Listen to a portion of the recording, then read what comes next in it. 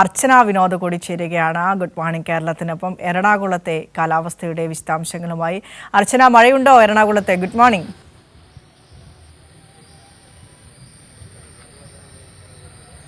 Vinisha, good morning. നിലവിൽ തെളിഞ്ഞ കാലാവസ്ഥയാണ്. ഇപ്പോൾ ചെറിയ വെയിലൊക്കെ തുടങ്ങിയിട്ടുണ്ട്. രാവിലെ ചെറിയ രീതിയിൽ മഴയുണ്ടായിരുന്നെങ്കിൽ ഇപ്പോൾ മഴ പൂർണ്ണമായും മാറി നിൽക്കുന്നുണ്ട്. ഇപ്പോൾ വെയിലാണ് കൊച്ചി നഗരത്തിലുള്ളത്. എന്തായാലും ഇന്ന് ഇവിടെ യെല്ലോ അലേർട്ടാണ്. മാത്രമല്ല ജാഗ്രതാ നിർദ്ദേശം അടക്കം നൽകിയിട്ടുണ്ട്. ഏറ്റവും പ്രധാനമായും ഇതുവരെ പെയ്ത അതിശക്തമായ മഴയിൽ ഏകദേശം 243 വീടുകളാണ് തകർന്നത്. ഇതിൽ ഭാഗികമായി തകർന്നതാണ് ഇത്രയും വീടുകൾ.